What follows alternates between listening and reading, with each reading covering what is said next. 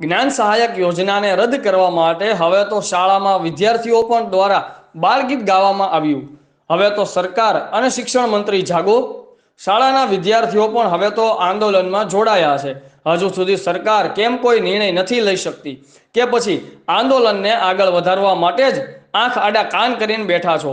ગુજરાતનું યુવાધન વેડફાઈ રહ્યું છે, જેથી કરી સરકારશ્રીને અનુરોધ છે કે જ્ઞાન સહાયક યોજનાને રદ કરી અને યુવાનોને ન્યાય આપશો।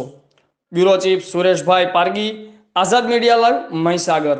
હું પણ સહર્ષ બાપુને આમંત્રિત કરું છું અને એમને અહીંયા સ્વાગત પણ કરું છું શિક્ષક સમાજ તરીકે।